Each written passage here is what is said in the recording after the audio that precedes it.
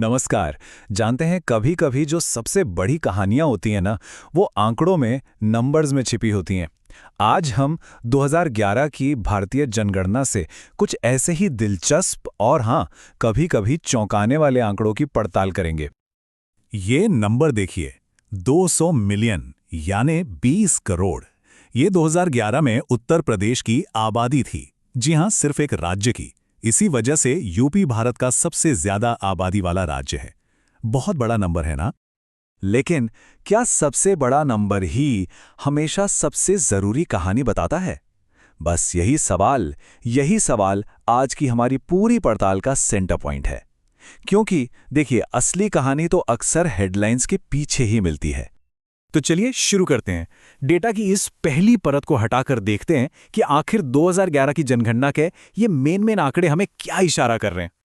अच्छा, तो ये आंकड़े कुछ बहुत ही इंटरेस्टिंग बातें बताते हैं। पॉपुलेशन, आबादी के मामले में जैसा कि हम सब जानते हैं, उत्तर प्रदेश सबसे ऊपर है। लेकिन जैसे ही बात शहरी आबादी मतलब अर्बन पॉपुलेशन की आती है, तो महाराष्ट्र बाजी मार लेता है। और बस यहीं से एक बड़ा ही मजेदार सवाल खड़ा होता है। सवाल सीधा सा है, तो फिर भारत का सबसे ज्यादा अर्बन, सबसे ज्यादा शहरी राज्य कौन सा है? अब आप कहेंगे महाराष्ट्र, है ना? लेकिन रुकिए, इसका जवाब उतना सीधा है नहीं जितना लगता है। और यहीं आता है कहानी में असली ट्विस्ट। अगर आप टोटल नंबर देखेंगे, मतलब कितने लोग शहरों में रहते हैं, तो हाँ, महाराष्ट्र नंबर 1 है। लेकिन अगर आप परसेंटेज देखेंगे कि राज्य की कुल आबादी का कितना प्रतिशत शहरों में रहता है, तो सबसे ऊपर गोवा है। अब ये क्या पहेली है? इसे सुलझाने के लिए ना हमें नंबर्स को देखने का अपना तरीका ही बदलना होगा। तो आखिर क्या है वो कॉन्सेप्ट जो इस पहेली को सुलझाएगा? ये सब कुछ डेटा को एक नए चश्मे से देखने के बारे में है। जवाब इस एक लाइन में छिपा है। बड़ी चीजें संख्या में होती हैं और छोटी चीजें प्रतिशत में। इसका सीधा सा मतलब यह है कि जो चीजें साइज में बड़ी हैं, जैसे बड़े राज्य या अमीर लोग, उनके पास एब्सोल्यूट नंबर्स हमेशा बड़े होंगे। इसको समझने के लिए एक उदाहरण लेते हैं, डोनेशन का। सोचिए, 1 अरबपति हैं, उन्होंने 50 करोड़ रुपए दान किए। बहुत बड़ा नंबर है ना? वहीं दूसरी तरफ एक गांव का साधारण सा आदमी है, उसने 2 लाख रुपए दान किए। अब 50 करोड़ के सामने 2 लाख कुछ भी नहीं है। लेकिन जरा 1 मिनट रुकिए। अगर वो 50 करोड़ उस अरबपति की दौलत का 1% भी नहीं है और उस गांव वाले ने अपनी आधी जायदाद दान कर दी, तो परसेंटेज के हिसाब से किसका योगदान बड़ा हुआ? जाहिर है, उस गांव वाले का। तो अब जब हम ये नंबर बनाम परसेंटेज वाला फंडा समझ गए हैं, तो चलिए इसी चश्मे से जनगणना के कुछ और आंकड़ों को देखते हैं, जैसे कि साक्षरता और पॉपुलेशन डेंसिटी। देखते हैं वहां क्या विरोधाभास छिपे हैं। अच्छा, अब लिटरेसी रेट या साक्षरता दर की बात करने से पहले एक बहुत जरूरी चीज समझनी होगी। भारत में साक्षरता और शिक्षा, ये दोनों एक ही चीज नहीं है। जनगणना के हिसाब से साक्षर या लिटरेट होने का मतलब है सिर्फ अपना नाम पढ़ और लिख पाना, बस। इसका किसी की फॉर्मल एजुकेशन या पढ़ाई लिखाई से कोई लेना देना नहीं है। और 2011 के आंकड़ों में साक्षरता दर में तो जमीन आसमान का फर्क दिखता है। एक तरफ है केरला, जो सबसे ऊपर है, और दूसरी तरफ है बिहार, जो सबसे नीचे था।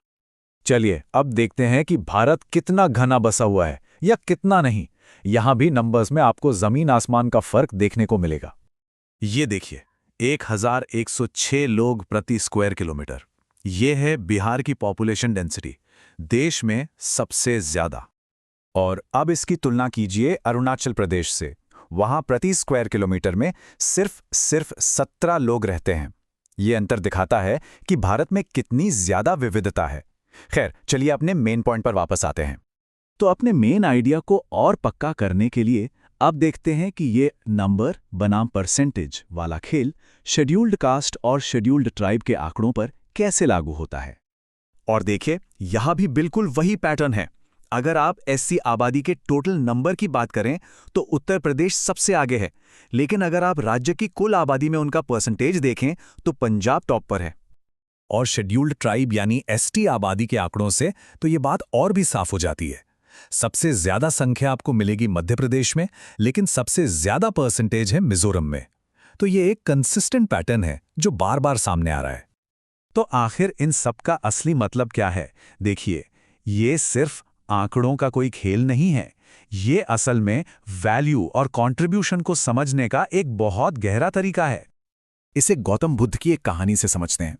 बड़े बड़े राजा महाराजा उन्हें खजाने भेंट करते थे, लेकिन एक बार एक गरीब महिला ने अपने पास मौजूद इकलौते आम का आधा हिस्सा उन्हें भेंट किया। बुद्ध के लिए वो आधा आम उन सब खजानों से ज्यादा कीमती था। क्यों? क्योंकि उस महिला ने वो नहीं दिया जो उसके पास ज्यादा था, उसने उसका 50% दे दिया जो उसके पास था ही। तो आज की इस पूरी बातचीत से हमने क्या सीखा? पहली बात, बड़े नंबर्स हेडलाइंस तो बनाते हैं पर वो पूरी कहानी नहीं बताते। दूसरी, एब्सोल्यूट नंबर और परसेंटेज के बीच का फर्क समझना बहुत बहुत जरूरी है। तीसरी बात, ये सिद्धांत सिर्फ जनगणना पर नहीं बल्कि इकोनॉमिक्स, डेमोग्राफिक्स, यहाँ तक कि फिलॉसफी पर भी लागू होता है। और आखिर में असली समझ तो डेटा में गहराई से झांकने पर ही मिलती है। और अब जाते जाते एक सवाल छोड़ जाता हूं। जरा सोचिए, जब हम सिर्फ सबसे बड़े नंबर के पीछे भागते हैं तो और कितनी जरूरी कहानियां हैं जो हमसे छूट जाती हैं। इस पर सोचिएगा जरूर।